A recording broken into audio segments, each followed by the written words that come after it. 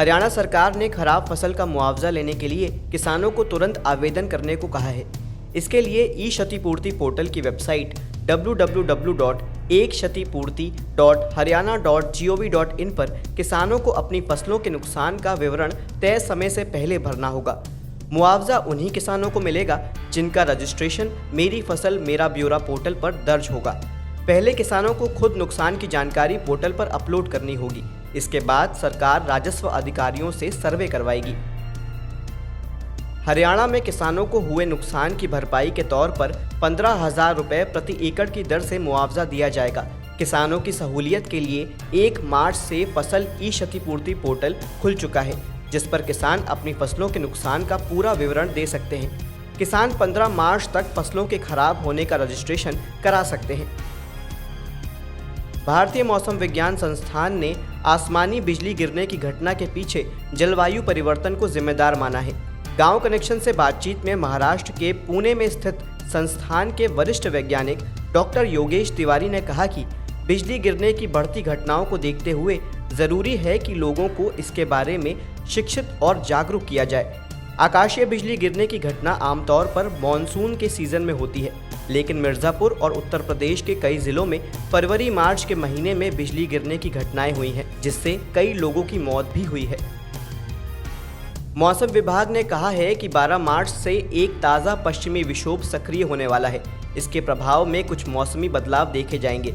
इससे जम्मू कश्मीर, लद्दाख, गिलगित बल्टिस्तान, मुजफ्फराबाद, हिमाचल प्रदेश और उत्तराखंड में हल्की बारिश या बर्फबारी हो सकती है। मध्य प्रदेश कैबिनेट ने किसानों को गेहूं की बिक्री पर 125 रुपये का बोनस देने का ऐलान किया है। अब किसानों को प्रति कुंटल 125 रुपये का बोनस दिया जाएगा। इस तरह मध्य प्रदेश के किसानों को प्रति कुंटल गेहूं का भाव 2400 रुपये मिला करेगा। पहले यह रेट 2275 रुपये था। राशन कार्ड बनवाने के लिए अब आपको दफ्तरों के चक्कर नहीं काटने पड़ेंगे। इसके लिए आपको राज्य के खाद्य विभाग की आधिकारिक वेबसाइट पर जाना होगा।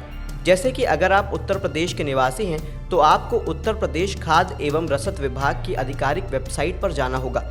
यहां आपको राशन कार्ड बनवाने के लिए ऑनलाइन आवेदन करना होगा। आवेदन के लिए आपके पास आय प्रमाण पत्र, पहचान पत्र यानी वोटर ID कार्ड, निवास प्रमाण पत्र, आधार कार्ड, LPG गैस कनेक्शन की पासबुक, मोबाइल नंबर और ईमेल ID और पासपोर्ट साइज फोटो होनी चाहिए।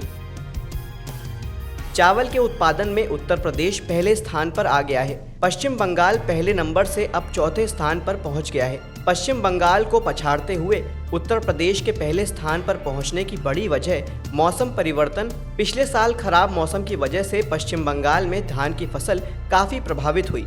यही वजह है कि उत्पादन में गिरावट के चलते पश्चिम बंगाल पहले स्थान से चौथे स्थान पर आ गया है।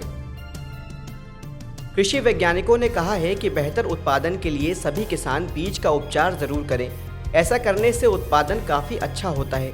बीजों का उपचार 3 अलग अलग तरीके से किया जा सकता है: बीज ड्रेसिंग, बीज कोटिंग और बीज प्लेटिंग। बीज ड्रेसिंग प्रक्रिया में बीजों को पॉलीथीन शीट पर लगाना चाहिए और आवश्यक मात्रा में रसायनों को बीज की सतह पर छिड़कना चाहिए। बीज प्लेटिंग प्रक्रिया में स्वाद बढ़ाने के लिए बीज के भौतिक आकार को बदलने के लिए इस विधि का उपयोग किया जा रहा है। इस प्रक्रिया के लिए परिष्कृत बीज उपचार तकनीक की जरूरत होती है।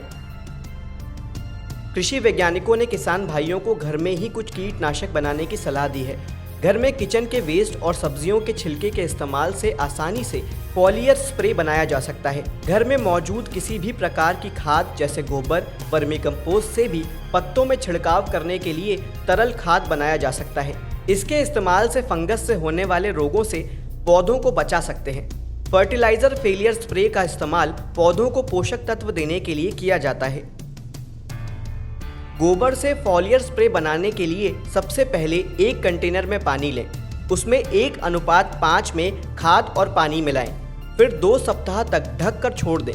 इसके बाद इसका छिड़काव कर सकते हैं। फॉलियर स्प्रे के लिए सुबह या शाम का समय बेहतर माना गया है। सुबह 10 बजे, शाम में 5 बजे के बाद तापमान कम होता है और पत्तियों के छिद्र खुले हुए होते हैं।